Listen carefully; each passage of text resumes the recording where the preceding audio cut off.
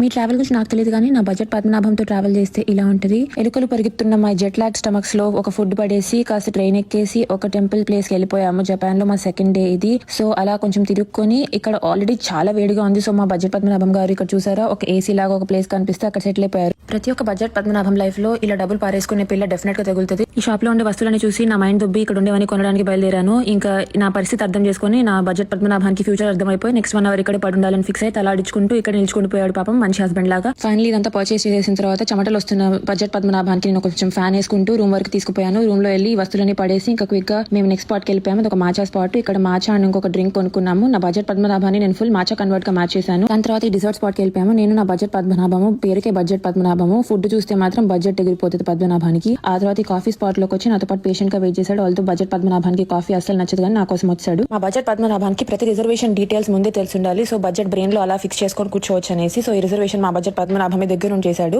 ఆ తర్వాత బుల్గారీ వాచ్ ఎప్పటి నా విష్ లిస్ట్ లో ఉందని నా బడ్జెట్ పద్మనాభానికి తెలుసు. బడ్జెట్ పద్మనాభము బడ్జెట్ ఓన్లీ తన విషయంలో చూపిస్తాడు. నా విషయంలో నేను ఏం కొనుక్కున్నా నేను సపోర్ట్ చేస్తాడు. ఈ పాటికి బడ్జెట్ పద్మనాభం ఫుల్ గా ఆవిరైపోయాడు. షాపింగ్ ఇంకా నేను చేయలేనురా బాబు అని బయట తిరుగుతూ ఉన్నాడు. కానీ నేను డ్రాగ్ చేసి ఇలా సన్ గ్లాసెస్ అన్ని ట్రై చేయించాను. లాస్ట్ కి యూనిక్లో పడ్డాము. యూనిక్లో నేనేం కొనలేదు కానీ బడ్జెట్ పద్మనాభం చాలా surprisingly he bought something for himself. ఆ తర్వాత క్విక్ గా ఒక ఐస్ క్రీమ్ బ్రేక్ తీసుకొని ఎవరి దారిని వాళ్ళు వెళ్ళిపోయాము. ఎందుకంటే నేను ఒక నాన్ వెజిటేరియన్. సో ఓమకాసే ఎక్స్పీరియన్స్ కోసం నేను ఒకదాన్ని వెళ్ళిపోయాను. ఇంకా మా వాడు లేకుండా ఈ డిన్నర్ డేట్ లో కొంచెం బోరింగ్ గా అనిపించింది. బట్ ఓకే ఈ ఎక్స్పీరియన్స్ ని అలోన్ గా చేశాను. మా వాడేమో ఒక రామెన్ స్పాట్ కి వెళ్ళిపోయి రామెన్ ఒకటే తినేసి ఇద్దరం హోటల్ కి వెళ్ళిపోయాం. నెక్స్ట్ కోసం ఫాలో అయిపోండి.